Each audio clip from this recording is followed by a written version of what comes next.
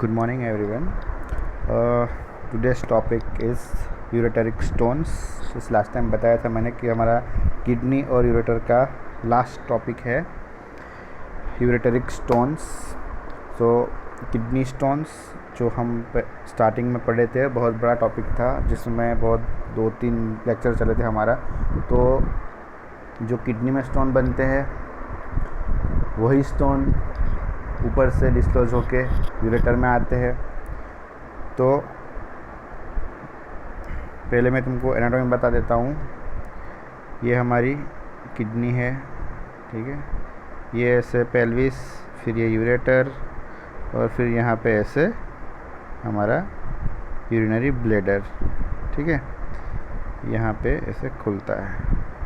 तो अगर मान लो कि यहाँ पे कोई स्टोन बना है, ठीक है, तो या तो उसका फ्रेगमेंट होगा जो छोटा सा फ्रेगमेंट टूट के यहाँ पे आ जाएगा, ठीक है, या फिर बहुत ही छोटा सा स्टोन होगा जो स्टोन यूरिन के साथ होके किडनी से बाहर आके रीनल पेल्विस में आया और फिर यूरेटर में आ गया, ठीक है. तो जो यूरेटर में जो स्टोन बनते हैं they are always secondary to renal stones. Ureter में जो भी यूरिन रहता है, लिक्विड रहता है, वो ऑलवेज एक फ्लो में रहता है, वहाँ पे स्टेगनेंट नहीं होता है कभी.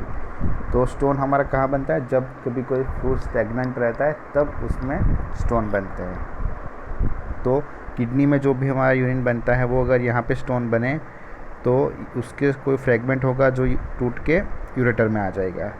तो यूरेटरिक स्टोन जो भी बनेंगे they are always secondary to the renal stones. मतलब प्राइमरी अंदर यूरेटर में नहीं बनते, किडनी में बनते हैं और किडनी में बन के यूरेटर में आ जाते हैं, ठीक है. तो stones in the ureters always secondary to renal stones. उसका composition and nature of the stones they are same as renal stones, क्योंकि वो रीनल स्टोन ही होते हैं जो फ्रेगमेंट होके या फिर छोटा सा होगा, उसकी साइज़ कम होगी तो वो यूरेटर में आ जाएगा. उसका जो शेप होगा वो एलोंगेटेड होगा. जो यूरेटर की ट्यूब होगी वो उसकी लॉन्ग लेंथ ज़्यादा होती है. तो जो अगर स्टोन बनता है तो उसका जो शेप होगा वो एलोंगेटेड होगा. मान लो कि ये हमारी यूरेटर की ल्यूमेन है, उसमें अगर कोई स्टोन बनेगा नहीं, ऊपर से नीचे आएगा, तो वो उसका जो शेप होगा वो ये शेप का होगा, ठीक है. जो यूरेटर की डायमीटर होती है, ल्यूमेन होती है, उसके शेप का स्टोन बनेगा यूरेटर में. तो उसका जो शेप होगा वो एलोंगेटेड होगा. ये हमारा स्टोन है, ठीक है, जो फ्रेगमेंट होके किडनी में से नीचे आया है. जो हमारी कुछ प्रोसीजर्स थी, PCNL, जैसे मैंने बताया कि PCNL करते हैं, ESWL करते हैं. तो ऊपर से जो कोई फ्रेगमेंट टूटता है स्टोन का तो वो नीचे आके यूरेटर में आ जाता है. तो वो they are always secondary to the renal stone. Shape is usually elongated, may get impacted at various anatomical narrowing of the ureter. उसके जो भी हमारा यूरेटर है उसकी 5 एनाटॉमिकल नैरोइंग है जो मैं तुमको भी बताऊंगा. लेस देन 8 मिलीमीटर साइज होती है स्टोन की. They can easily reach urinary bladder via ureter. वो 8 मिलीमीटर तक का स्टोन होगा, वो किडनी से होके ब्लैडर में आ जाएगा वाया यूरेटर. ये जो 8 मिलीमीटर का स्टोन, 8 उससे अगर ज़्यादा हुआ तो वो यूरेटर की जो नॉर्मल कॉन्स्ट्रिक्शंस होते हैं वहाँ पे वो इम्पैक्ट हो जाते हैं और फिर वहाँ पे ऑब्स्ट्रक्शन करते हैं और फिर पेशेंट को पेन होता है, ठीक है. तो जो नॉर्मल हमारा यूरेटर है उसकी जो कॉन्स्ट्रिक्शन है वो 5 कॉन्स्ट्रिक्शन होते हैं. इससे ये हमारा किडनी है, ये ऐसे यूरेटर निकला और फिर ऐसे यूरिनरी ब्लैडर की वॉल है,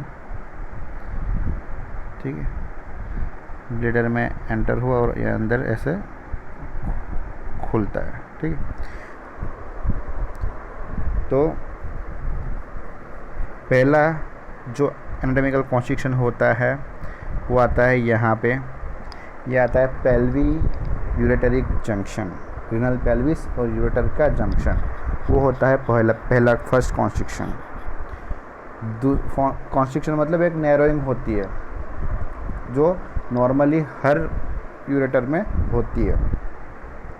दूसरा आएगा जब यूरेटर एक्सटर्नल इलियाक वेसल्स को क्रॉस करेगा, यहाँ पे ऐसे एक्सटर्नल इलियाक वेसल्स होती है जो क्रॉस करेगा, तो यहाँ पे दूसरा नैरोइंग होगा, ठीक है। जो थर्ड नैरोइंग होता है वो यहाँ पे होता है, यहाँ पे होता है वास्ट डिफरेंस मेल में और फीमेल में ब्रॉड लिगामेंट ऑफ यूट्रस। तो ये जो थर्ड वाला नैरोइंग है वो होता है just near to the vast difference in male and in case of female there will be a broad ligament of uterus. तो 3 नैरोइंग हो गई। फोर्थ नैरोइंग आएगी जब यूरेटर एंटर होता है ब्लैडर की वॉल में, मतलब यहाँ पे एक नैरोइंग होता है जो ब्लैडर की वॉल में एंटर होता है यूरेटर तब। और फिफ्थ नैरोइंग होती है जहाँ पे वो ओपन होता है ब्लैडर के अंदर, मतलब यूरेटरिक ऑरिफाइस, जो इंट्राम्यूरल पार्ट होता है यूरेटर का, ब्लैडर की वॉल से अंदर बाहर निकल, तो वहाँ पे एक कॉन्स्ट्रिक्शन होता है। तो ये फर्स्ट, ये सेकंड, ये थर्ड, ये फोर्थ एंड ये फिफ्थ, तो 5 हमारी नॉर्मल कॉन्स्ट्रिक्शंस है यूरेटर की। ये एक अच्छी वाली फिगर है, ठीक है। तो ये देखो, ये यूरेटर और पेल्विक जंक्शन, ये जो है crossing to the iliac artery, second narrowing. Third is juxtaposition to vas deferens or broad ligament in case of female. In case of male there will be a vas deferens. Fourth is entering the bladder wall and fifth is ureteric orifice, ठीक है। तो ये 5 ureter की constriction है जहाँ पे stone है वो इम्पैक्ट हो सकता है, ठीक है। तो ये कॉन्स्ट्रिक्शन की 5 जो पोजीशन है वो तुमको याद रखनी है। First one is PUJ, ureter crossing the iliac vessels, ureter crosses the vas deferens or broad ligament of uterus, ureter penetrates the outer muscular bladder wall and intramural portion of ureter near the ureteric orifice। ये 5 उसकी हमारी normal narrowing है, ठीक है। अब यूरेटरिक stone अगर वहाँ पे ऊपर से नीचे आया है तो पेशेंट क्या लेके आएगा हमारे पास, क्या सिम्टम्स लेके आएगा।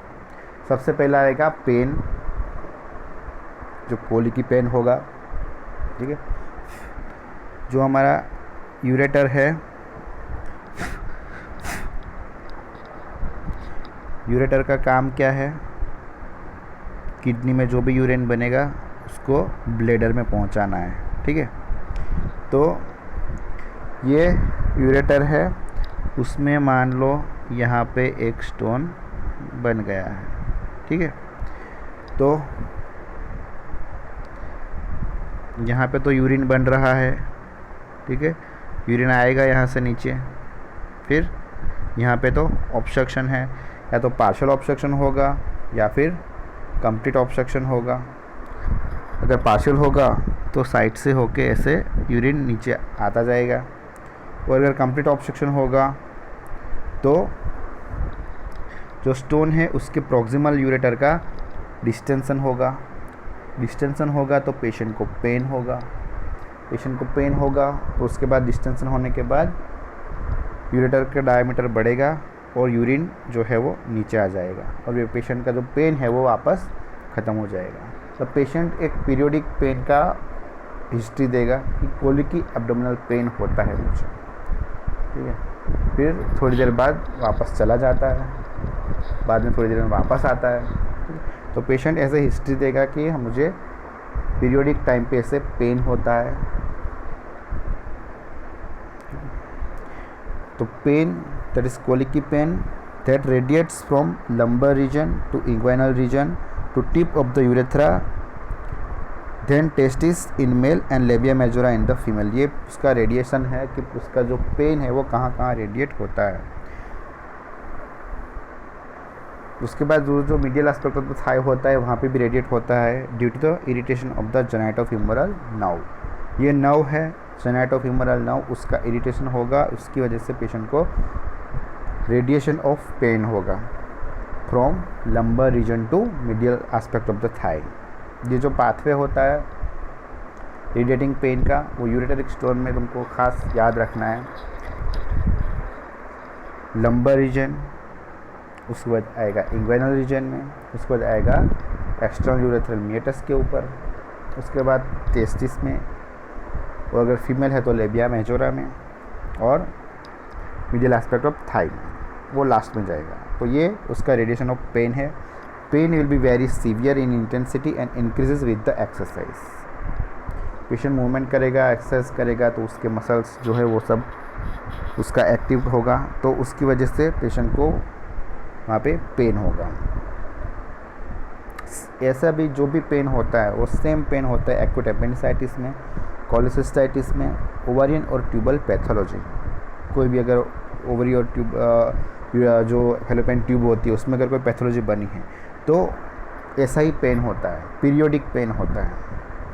कोलिकी एब्डोमिनल पेन जो रेडिएशन होता है, ये पूरा पाथवे है वो सब एपेंडिसाइटिस में या कोलिसिस्टाइटिस में नहीं देखने को मिलेगा, लेकिन जो पेन की सीवियरिटी है और मूवमेंट करने से पेन बढ़ेगा और कोलिकी पेन होगा, पेन आएगा वापस चला जाएगा वापस आएगा, वो पेन इसको जैसा ही होता है एपेंडिसाइटिस में, कोलिसिस्टाइटिस में, ओवरियन और ट्यूबल पैथोलॉजी में। तो ये पहला मोस्ट इम्पोर्टेंट हमारा सिम्टम्स है पेन। उसका कैरेक्टर जो भी है वो कोलिकी पेन है, severe in intensity and increase with the exercise. दूसरा आएगा पेशेंट को nausea, vomiting and sweating due to the pylorospasm. हम किडनी में सीखे थे पाइलोरोस्पाज्म होता है, जो ड्यूडेनम होता है वो किडनी के कांटेक्ट में होता है, उसके रिलेशंस होते हैं, तो उसकी वजह से पेशेंट को पाइलोरोस्पाज्म होता है। Patient will have nausea, vomiting and sweating, haematuria, dysuria, frequency and स्ट्रेंजूरी।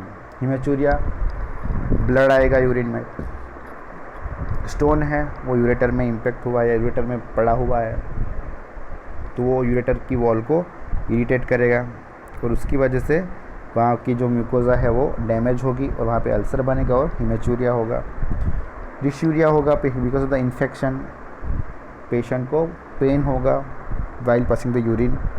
Frequency है वो बढ़ जाएगी क्योंकि क्या होगा कि हमारा जो यूरेटर है वो ब्लॉक करके रखा है रास्ता, स्ट्रेन करेगा, थोड़ा रास्ता खुल जाएगा, पेशेंट का यूरिन पास का हो जाएगा और वापस थोड़ी देर में वापस पेशेंट को यूरिन पास करने का होगा। फ्रीक्वेंसी वो बढ़ जाएगी। स्ट्रेंजूरी, ये जो सिम्टम्स है सब वो लोअर यूरिनरी ट्रैक्ट का पूरा सिंड्रोम आता है, LUTS उसके है वो, हम जब ब्लैडर आउटफ्लो ऑब्स्ट्रक्शन पढ़ेंगे तब इसके बारे में डिटेल में जानेंगे। डिस्यूरिया, पेन होगा यूरिन पास करने में, फ्रीक्वेंसी बढ़ जाएगी। और strangury, patient will have desire of passing urine, but जब वो पेशेंट यूरिन पास करने जाता है तो पेशेंट को यूरिन पास नहीं होता है, that is strangury. On examination, tenderness in the iliac fossa and renal angle. Renal angle में टेंडरनेस होगी, जो मैंने तुमको एनाटॉमी में बताया था पहले कि जो रीनल एंगल होता है वहाँ पे कुछ जब भी कोई किडनी का या यूरेटर का कोई भी बनता है पैथोलॉजी तो वहाँ पे पेशेंट को टेंडरनेस होगी, और ये टेंडरनेस होगी वो नो रिबाउंड टेंडरनेस होती है, जो एक्यूट एपेंडिसाइटिस में होती है, that is rebound tenderness. What is rebound and not rebound? जब पेशेंट को एक्यूट एपेंडिसाइटिस होगा, हम पेशेंट को सुपाइन पोजीशन में एग्जामिन कर रहे हैं, राइट इलियाक फोसा में प्रेस कर रहे हैं, तो क्या होगा कि हम ऐसे प्रेस करेंगे तो उसके बाद जैसे ही हाथ को ऊपर लेंगे तब पेशेंट को टेंडरनेस हमको दिखने को मिलेगी उसके फेस पे, दैट इज़ रिबाउंड टेंडरनेस। तो ये रिबाउंड जब हम क्लिनिक में बैठे होते तो सोनोग्राफी एक्सरे मशीन लेकर नहीं बैठे होते तो हम पेशेंट को हिस्ट्री पूछेंगे, पेन हो रहा है, पेशेंट बोलेगा कि मुझे राइट लंबर रीजन में पेन हो रहा है, तो आता है चला जाता है, बराबर। तो ये जो पेन है वो एपेंडिसाइटिस भी एपेंडिसाइटिस का भी हो सकता है, तो लेकिन जब हम एग्जामिन करेंगे तो उसमें रिबाउंड टेंडरनेस आती है एपेंडिसाइटिस में, ठीक है। तो ये उसके सिम्टम्स है। पहला है पेन, जो बहुत ही इम्पोर्टेंट है, pain that is colicky pain, उसका जो पाथवे है रेडिएशन का वो, और irritation of the genitofemoral nerve, severe in intensity and increase with the exercise, nausea, vomiting, sweating due to pylospasm, hematuria, dysuria, frequency and stangury, and on examination tenderness in the iliac fossa and renal angle। अब उसकी complications क्या होगी? ये जो topic बहुत ही छोटा सा simple सा टॉपिक है, तो ज़्यादा दिमाग लगाने की ज़रूरत नहीं है। जो भी हमको दिखेगा वो हमको लिखना है। कॉम्प्लिकेशंस क्या होंगे?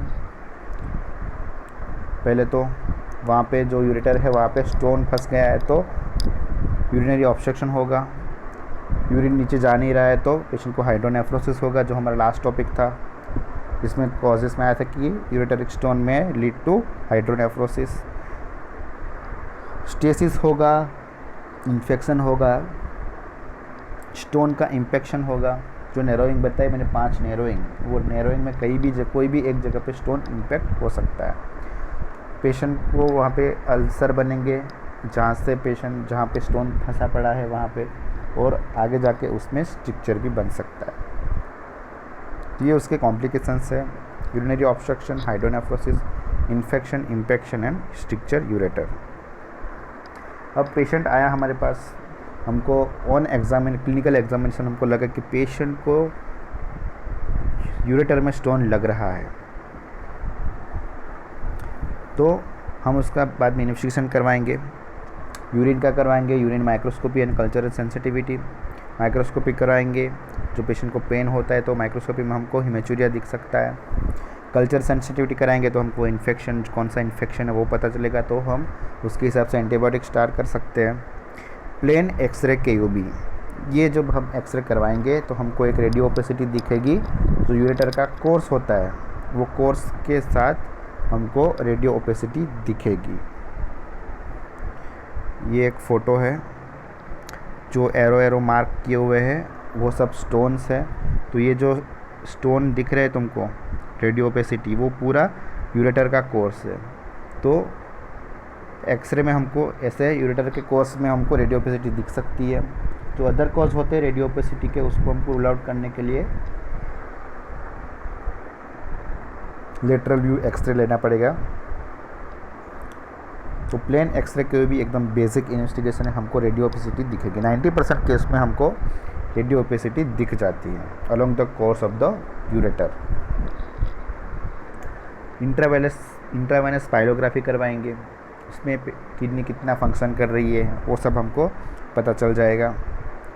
अगर किडनी का फंक्शन कहीं कॉम्प्रोमाइज़ हुआ है due to obstruction and hydronephrosis, तो उसके हिसाब से हम पेशेंट का मैनेजमेंट आगे कर सकते हैं। Ultrasonography abdomen and CECT, contrast enhance computerised tomography scan. जो CECT है that is diagnostic, okay. Ultrasonography करवाएंगे तो उसमें हमको डायलेटेड यूरेटर और स्टोन दिख सकता है। ब्लड यूरिया करवाएंगे और सीरम क्रिएटिनिन करवाएंगे पेशेंट का। वो अगर किडनी फंक्शन करना कम हो गए हैं तो ये हाई आ सकते हैं। ब्लड यूरिया और सीरम क्रिएटिनिन का लेवल हाई आ सकता है अगर ऑब्स्ट्रक्शन हुआ है किडनी को because of the stone in the ureter, ठीक है। अब ऐसा जो पेशेंट आते हैं उसका डिफरेंशियल डायग्नोसिस भी होता है, तो वो क्या क्या हो सकता है?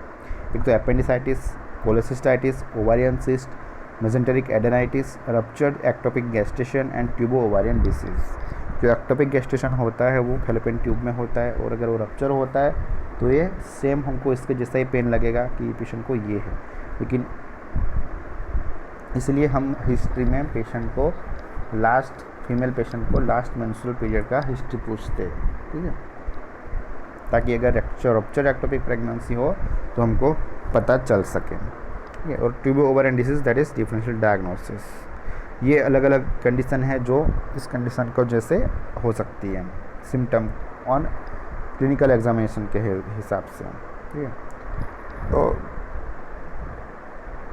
तुमको याद रखना है इन्वेस्टिगेशंस, यूरिन का microscopy and culture, plain x ray के भी, उसके बाद intravenous pyelography, ultrasonography and CCT, ठीक है।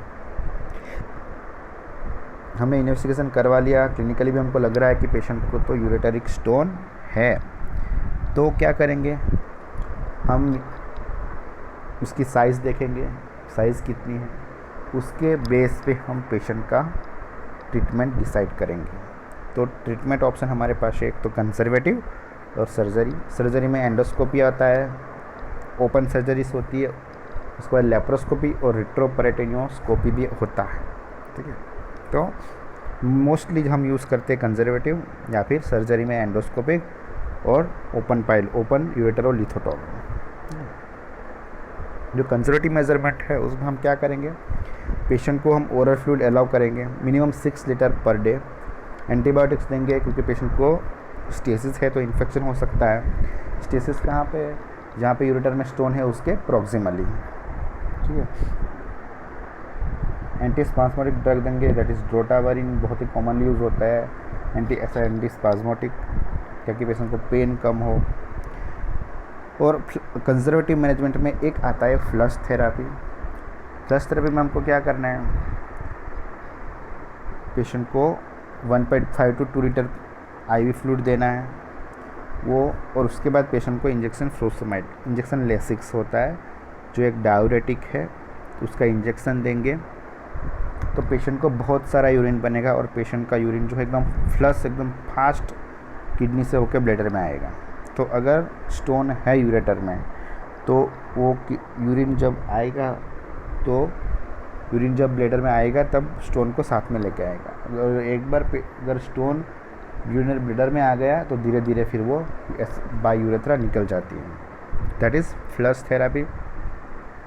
पेशेंट को फ्लूइड देना है IV, उसके बाद डायूरेटिक देना है। ये सेम चीज़ हमको 3 to 5 डेज़ के लिए करनी है। Stone will pass in the urine. ये हमारा कंजर्वेटिव मैनेजमेंट है। पेशेंट को पानी देना है और पानी देना है, ठीक है।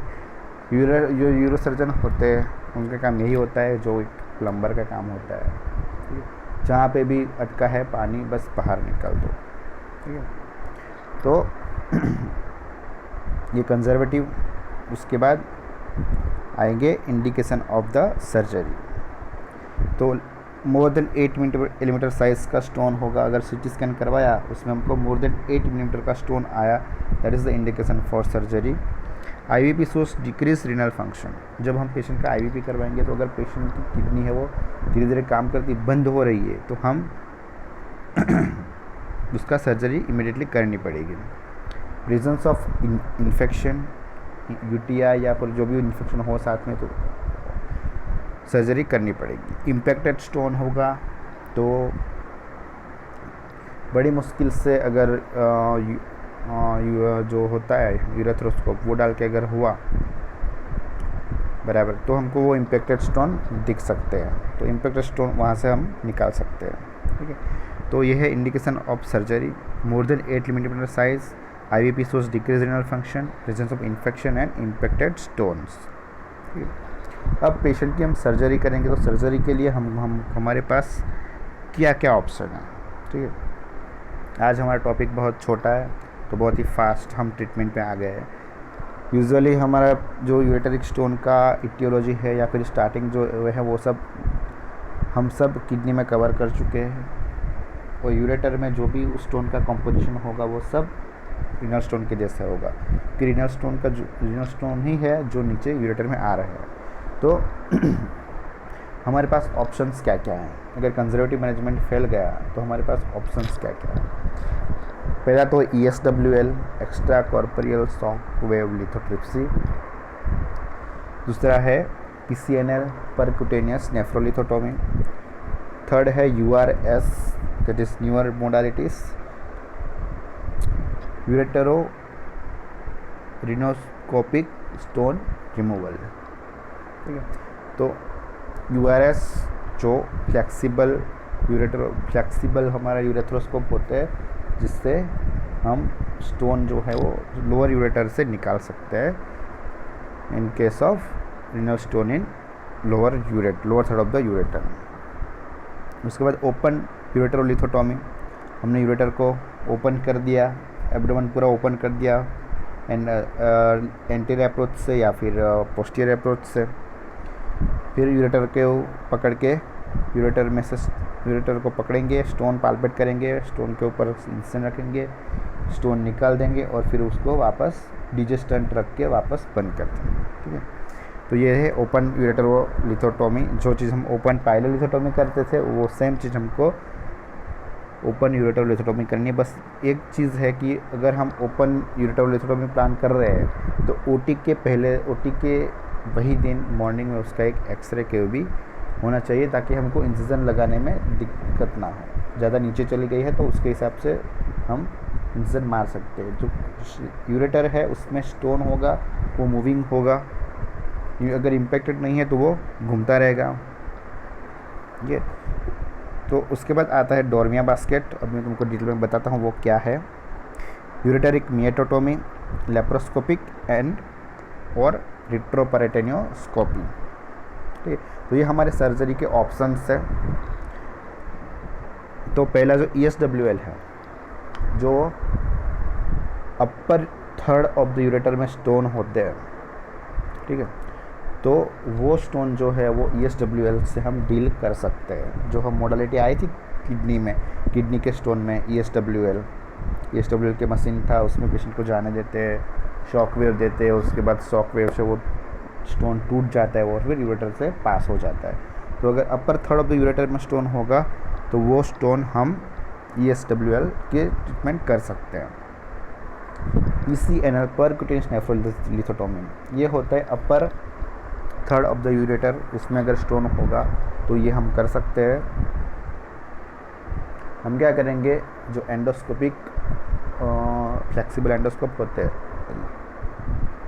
यूरेथ्रोस्कोप से हम वहाँ से डाल के वो जो स्टोन है उसको धक्का मार के पेल्विस में भेज देंगे, रिनल पेल्विस में।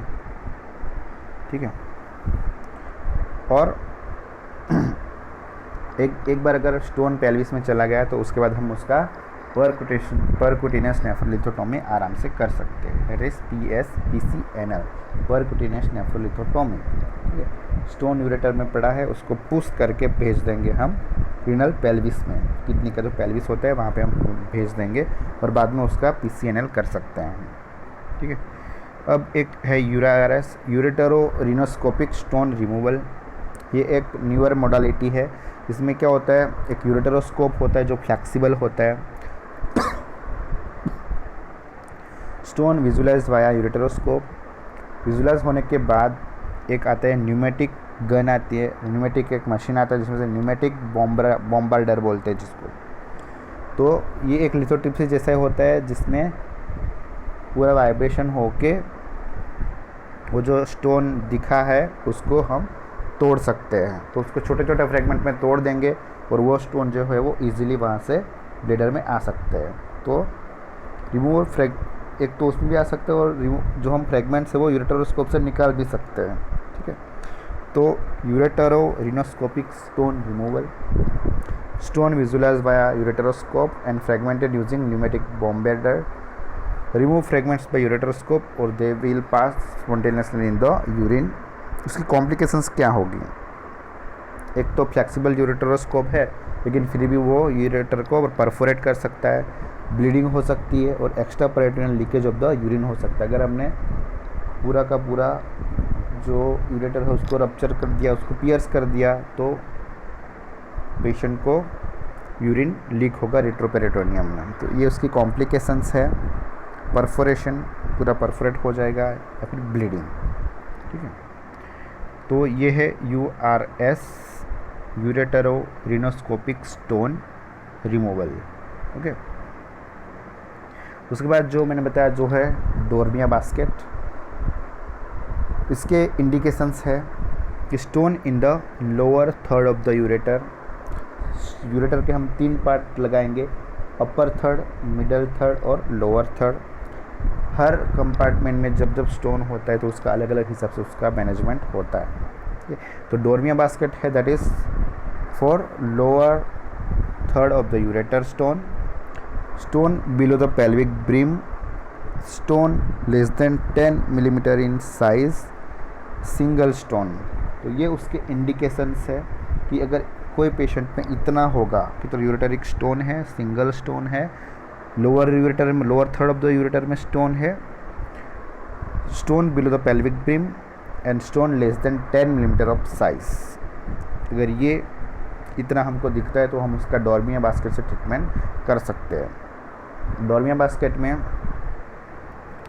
ऐसा बड़ा कुछ नहीं है, लेकिन ये एक फ्लेक्सिबल यूरेटरोस्कोप जैसा ही होता है। और बाद में देखो यहाँ पे स्टोन पड़ा हुआ है, तो वो जो हमारा फ्लेक्सिबल यूरेटरोस्कोप होगा वो यहाँ से होके यहाँ चला जाएगा, मतलब स्टोन के और ऊपर हमको जाना है। बाद में क्या होता है कि उसमें एक स्विच आती है, जो स्विच को दबाने से यहाँ पे एक बास्केट जैसा बन जाता है। बाद में हम ये इसको नीचे हम पुल करेंगे तो वो स्टोन को अपने साथ लेके आ जाएगा। तो ये है डोर्मिया बास्केट। मैं तुमको एक फ़ोटो दिखाता हूँ तो तुमको अच्छे से पता चल जाएगा। ये देखो, यहाँ पर स्टोन है, ठीक है। ये यूरेटरोस्कोप है जो फ्लेक्सिबल है।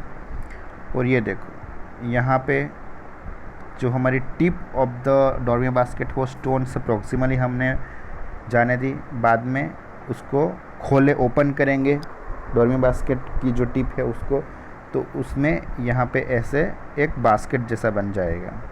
ये देखो ये टिप है उसकी, और ये उसका बास्केट जैसा बन जाएगा।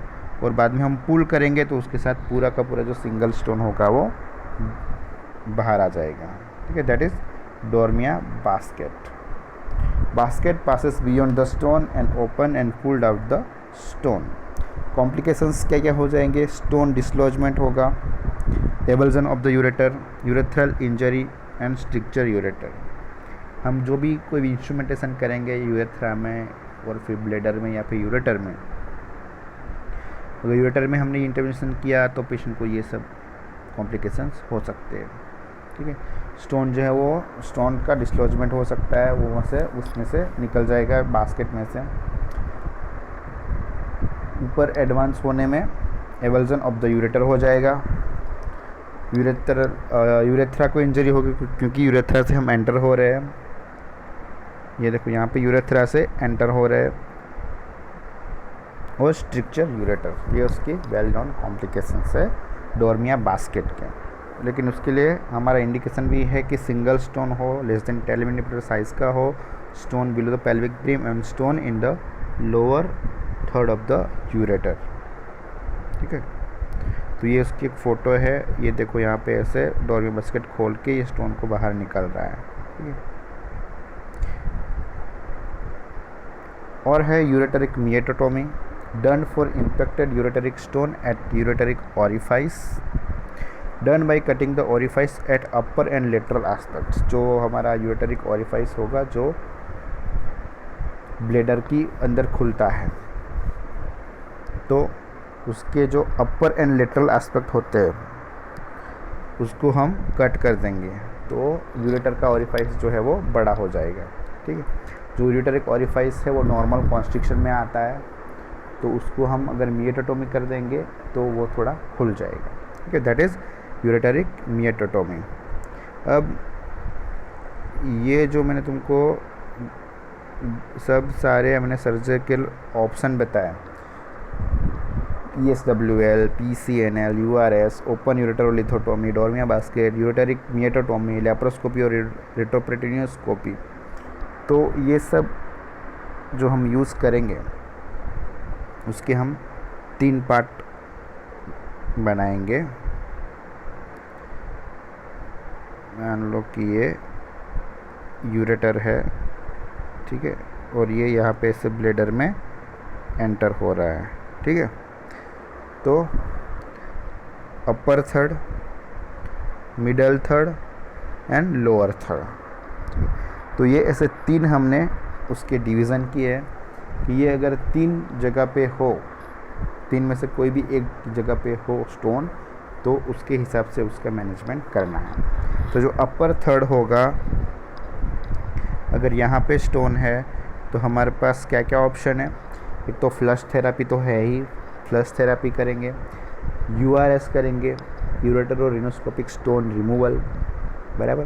तो यूरेथ्रा से होके वो पूरा इंस्ट्रूमेंट ऊपर जाएगा और ये स्टोन लेके बाहर आ जाएगा। उसके बाद ESWL एंड PCNL, ये हम अपर थर्ड ऑफ द यूरेटर में भी कर सकते हैं। PCNL कब कर सकते हैं, अगर हमने स्टोन को नीचे से पुश, यूरेटर जो हमारा यूरेटरोस्कोप होता है उससे पुश करके पहले ऊपर पहुंचा देंगे पेल्विस में, और बाद में उसका PCNL कर सकते हैं या फिर ESWL कर सकते हैं। ठीक है, तो ये हमारा ऑप्शन है अपर थर्ड के लिए। और एक आता है ओपन यूरेटरोलिथोटोमी। तो ये हम PCNL भी कर सकते हैं या फिर ओपन भी कर सकते हैं या फिर ESWL भी कर सकते हैं। तो ये हो गई अपर थर्ड की। अब मिडल थर्ड में क्या, अगर यहाँ पे मिडल थर्ड में कोई स्टोन है तो उसके लिए हमारी मॉडलिटीज है flush therapy, ureterorenoscopic removal of the stone, that is second therapy, and open ureterolithotomy, open surgery, ये लास्ट ऑप्शन है। तो ये जो फ्लश थेरापी, फिर URS एंड ओपन सर्जरी, ये 3 जो है FUNO, flush therapy, URS and open ureterolithotomy, ये 3 जो ऑप्शन है वो सब तीनों के तीनों कंपार्टमेंट में हमको काम आएंगे। सब में ये हम यूज़ कर सकते हैं, बराबर। थोड़ा बहुत जो है वो अपर और लोअर यूरेटर में चेंज होगा। एक अपर में आएगा PCNL या फिर ESWL। ठीक है, अब अगर लोअर थर्ड में यूरेटर में स्टोन है तो क्या ऑप्शन है हमारे पास, जो मैंने FUO बताया, फ्लश थेरापी, URS और ओपन यूरेटरोलिथोटोमी, ये 3 तो ऑप्शन है ही। साथ में आएगा डोर्मिया बास्केट, जो मैंने बताया तुमको, डोर्मिया बास्केट का जो था, यहाँ से ऐसे जाएगा बास्केट, ऊपर जाएगा और फिर यहाँ से ऐसे खुल के उसको खींच लेगा। ठीक है, तो ये है Dormia basket lower third of the ureter के लिए। और आएगी यूरेटरिक मिएटोटोमी। ठीक है, तो जो यूरेटर के स्टोन की जो ट्रीटमेंट है वो ऐसे 3 कंपार्टमेंट में पार्टी हुई है, upper third, middle third and lower third. Stone की पोजीशन के हिसाब से हम उसका मैनेजमेंट कर सकते हैं। ठीक है, तो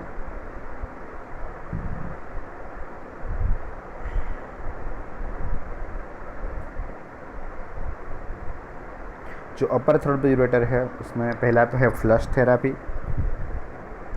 ESWL, PCNL, URS, ureterorenoscopic stone removal, pelvis तक पहुंच सकता है जो फ्लेक्सिबल यूरेटरोस्कोप होते हैं उसकी वजह से, ओपन यूरेटरोलिथोटोमी। ये हमारे ऑप्शंस है अपर थर्ड ऑफ यूरेटर में अगर स्टोन होगा तो। ठीक है, अगर मिडल थर्ड ऑफ यूरेटर में स्टोन है तो flush therapy, URS that is ureterorenoscopic stone removal and open ureterolithotomy. ये ऑप्शन है हमारा middle third of the ureter में स्टोन होने के लिए। अगर लोअर थर्ड में स्टोन है तो फ्लश थेरापी, URS और ओपन यूरेटरोलिथोटोमी तो है ही, जो 3 मैंने बताए है। बाकी के 2 है डोर्मिया बास्केट एंड यूरेटरिक मिएटोटोमी। ठीक है, तो ये 2 ऑप्शन है तो जो हम यूज़ कर सकते हैं लोअर थर्ड ऑफ यूरेटर में अगर स्टोन होगा तो। ठीक है, तो ये हमारे ऑप्शंस है। अगर यूरेटरिक स्टोन तुमको क्वेश्चन आता है तो अगर तुमने इतना लिख दिया तो बहुत है, एकदम सिंपल सा टॉपिक है, ज़्यादा दिमाग जो है वो दिमाग को ज़्यादा जोर भी नहीं देना पड़ेगा। जो हमको दिख रहा है वो हम निकाल रहे हैं, जो दिख रहा है वो हम पेशेंट को सिम्टम्स आएंगे। ठीक है, तो तुमको याद रखना है आज के लेक्चर से सबसे पहला तो जो 5 हमारी नॉर्मल नैरोइंग होती थी, ये वाली ये याद रहनी ही चाहिए। पेल्वी यूरेटरिक जंक्शन एक्सटर्नल इलियाक वेसल को क्रॉस करेगी तब, वास डेफरेंस या फिर ब्रॉड लिगामेंट को क्रॉस करेगा तब, ब्लेडर वॉल में एंट्री होगा तब, और ओरिफाइस जो ओपन होगा तब। तो ऐसे करके जो नॉर्मल नैरोइंग है वो बहुत ही इम्पोर्टेंट है। ये 5 जगह पे स्टोन इम्पैक्ट होके फंस सकता है। तो ये साइट्स हमको याद रखनी है। क्लिनिकल फीचर्स तो वही है, पेन है, कोलिक एब्डोमिनल पेन होगा, नोजिया, वॉमिटिंग, स्वेटिंग। जो पेन होगा और जो रेडिएशन ऑफ पेन होगा लंबर रीजन से लेके थाई तक, तो वो होता है due to irritation of the genitofemoral nerve. Severe in intensity and increase with the exercise, तो ये उसका पेन का फीचर्स है, तुमको याद रखने हैं। उसके बाद यही है डिफरेंशियल डायग्नोसिस एंड ट्रीटमेंट पे हमारे पास कौन से ऑप्शन है। और ये जो ऑप्शंस मैंने बताया, ये सारे जो ऑप्शन हैं अरे वो तुमको याद रखने हैं। कौन सा ऑप्शन कौन से कहाँ के स्टोन के लिए करना है वो इसके हिसाब से हमको डिसाइड करना होता है। ठीक है, तो अपर थर्ड के लिए, मिडल थर्ड के लिए और लोअर थर्ड के लिए, तो ये हमारा इतना हमारा ऑप्शन है सर्जरी का। ठीक है, तो जो भी स्टोन किडनी से होकर यूरेटर में आया है उसका कॉम्पोजिशन तो सेम ही होगा उसके जैसा ही जो किडनी में मैंने तुमको चलाया था। ठीक है, तो पेशेंट का जो भी मैनेजमेंट करेंगे वो इसके हिसाब से करेंगे। अब न्यूअर मोडालिटीज़ आ गई है तो मोस्टली जो यूआरएस है बहुत ही प्रिवेलेंट यूज़ होता है उसका, क्योंकि वो फ्लैक्सिबल होता है। कोई बाहर से कोई भी ऐसा स्कार मार्क नहीं आएगा, यूरेथ्रा से होके एंटर होंगे और जो भी हमारा प्रोसीजर है वो हो जाएगी। तो upper third, middle third and lower third में हम कौन सी मोडालिटी यूज़ करेंगे वो तुमको याद रखना है। ठीक है, जैसे flush therapy, URS and open pile ureter lithotomy, ये 3 तो सभी में आते हैं। बाकी डोर्मिया बास्केट यूरेटरिक मियोटोमी ये आएगा लोअर थर्ड में, और अपर थर्ड में एक्स्ट्रा आएगा ESWL एंड PCNL। ठीक है, तो ये स्टोन के बारे में तुम्हारे लिए इतना काफ़ी है। आज हमारा किडनी और यूरेटर के जो भी टॉपिक थे वो ऑलमोस्ट पूरे कवर हो चुके हैं। ठीक है, नेक्स्ट टाइम से हम यूरिनरी ब्लैडर पढ़ेंगे, यूरिनरी ब्लैडर के बाद प्रोस्टेट, उसके बाद यूरेथ्रा। तो ये बहुत ज़्यादा जाएगा टाइम, तो ये एकदम सिंपल सा टॉपिक है। तुम एक बार सुन के एक बार वापस बुक से भी पढ़ लेना। ठीक है, ओके, थैंक यू।